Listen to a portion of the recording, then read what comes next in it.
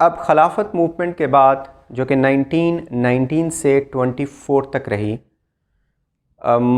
कुछ यूँ थी सिचुएशन कि most of the Khilafat leadership that was in jail, और image of Muslims had gone down, and the relationship with the British, which had been improved after Aligarh's efforts, they were not as good at that time. Hindu-Muslim distrust had grown to an unprecedented level. ये सारी background बनती हैं अगले event के लिए जो 1919 के after effects हैं उसमें आगे।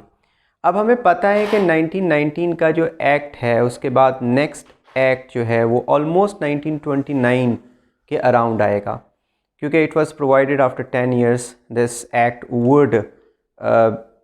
would turn into another act according to the changing circumstances. तो अब जो नया एक्ट आना है उसके लिए भी तैयारी स्टार्ट करनी है, मुसलमानों ने अपनी डिमांड्स को आगे रखना है। तो इन सारी जो चीज़ें हैं उसको लेकर कायद-ए-आज़म मोहम्मद अली जिन्ना ने प्रोमिनेंट मुस्लिम लीडर्स को बुलाया दिल्ली में और अपनी प्रपोजल्स थी, and it was his influence upon the other prominent leaders that he convinced them to the terms he presented at Delhi, and these proposals are called Jinnah's Delhi proposals। और ये कब होती हैं? ये 1927 में होती हैं, ये 1927 में होती हैं। तो 1927 में दिल्ली प्रपोजल्स आती हैं। जिन्ना इसमें पेशकश करते हैं कि Muslims were ready to surrender separate electorate, हम उससे फोरगो होने के लिए तैयार हैं, मगर उसके बदले में मुसलमानों की दूसरी डिमांड्स को एक्सेप्ट कर लिया जाए। उसमें प्रोमिनेंट डिमांड 1/3 सीट्स हमारी रिज़र्व की जाएं असेंबली में। दूसरे नंबर के ऊपर सिंध को एक अलहदा से सूबा बनाया जाए। याद रखिएगा कि सिंध एक बड़े सूबे का हिस्सा था, और जो बड़ा सूबा था उसको कहते थे बॉम्बे प्रेसिडेंसी, और बॉम्बे प्रोविंस के अंदर आज के 3 सूबे थे। सिंध था, फिर उसके बाद गुजरात था, हिंदुस्तान वाला गुजरात वो था पूरा सूबा, और महाराष्ट्र। तो उसमें सिंध बहुत छोटा सा पार्ट बनता था जिसमें मुसलमानों की मेजॉरिटी जो सिंध में थी वो माइनॉरिटी में तब्दील हो जाती थी इस पूरे सूबे में। तो Quaid-e-Azam demanded that Sindh should be separated from Bombay and made a separate province. अब दूसरी तरफ KPK और बलूचिस्तान बहुत पसमानदा एरियाज़ थे, दे वर नॉट प्रोविंसेस। तो कायद-ए-आज़म की ये भी डिमांड थी कि उन दोनों को भी प्रोविंस बनाने के लिए वहाँ रिफॉर्म्स किए जाएँ। प्रोविंस से पहले रिफॉर्म्स आती हैं, वहाँ पे उन रिफॉर्म्स के ज़रिए से इदारे खड़े किए जाते हैं और फिर उसके बाद उसको प्रोविंस बनाया जाता है। तो ये डिमांड्स, और एक और डिमांड थी कि सिंध, पंजाब और बंगाल, उस वक़्त 2 ही मुसलमानों के सूबे थे जहाँ पे मुस्लिम पॉपुलेशन ज़्यादा थी, यहाँ पे मेजॉरिटी को चेंज ना किया जाए। अब इसका बैकग्राउंड क्या है? क्योंकि कायद-ए-आज़म हमेशा से या मुस्लिम लीग हमेशा से डिमांड करती रही है minority weightage formula. Minority weightage फार्मूले का मतलब है कि जहाँ जहाँ पे जो माइनॉरिटी रहती है उसको उसकी प्रोपोर्शन से ज़्यादा सीट्स दी जाएं। जैसे सेंट्रल इंडिया के बहुत सारे सूबों में मुसलमान माइनॉरिटी में है, तो वहाँ पे उनको उनकी रेशो से ज़्यादा सीट्स दी जाएं। इसी तरीके से फिर पंजाब में और बंगाल में जहाँ पे हिंदूज़ माइनॉरिटी में रहती हैं वहाँ पे उनको ज़्यादा सीट्स दी जाएंगी, तो फिर मुसलमान जो है अपनी मेजॉरिटी खो बैठेंगे। तो यहाँ पे बड़ा सिग्निफिकेंट है कि कायद-ए-आज़म ने कहा कि फिर इन 2 सूबों में मेजॉरिटी को चेंज ना किया जाए, बाकी हर जगह पर माइनॉरिटी को वेटेज दी जाए। तो ये अगर डिमांड्स हमारी पूरी कर ली जाए तो हम सेपरेट इलेक्टोरेट को सरेंडर करने के लिए तैयार हैं। दिल्ली प्रपोजल्स की तरफ आते हैं। Jinnah's Delhi proposals 1927, Muslims were ready to surrender separate electorate, that is a big demand, that is a big offer, that is a big offer, If other demands were accepted, first is Sindh be made province, a separate province.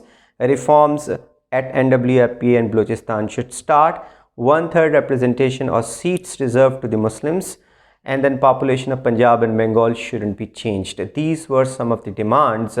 If the British accepted, then they were ready to surrender separate electorate. अच्छा, ये आपने अब पढ़ लिया, इसके ऊपर analysis क्या है? Because analysis is more important. पहले जो हमने बैकग्राउंड इसकी बताई थी वो भी एनालिसिस था. जब भी कोई इस तरीके का इशू आता है तो एनालिसिस या बैकग्राउंड से ज़रूर शुरू करना चाहिए. उससे जो है वो आपका एग्ज़ामिनर इम्प्रेस होता है.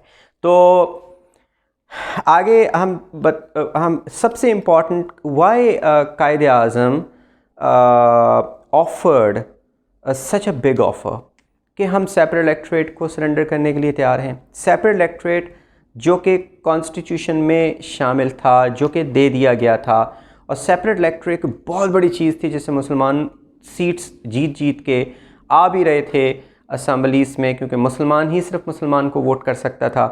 तो ये एक बहुत बड़ी चीज़ थी जो इस वक्त मौजूद थी. क्या वजह थी इतनी बड़ी सेक्रीफाइस की? What was the reason for such a big sacrifice on the part of the Muslims? The reason was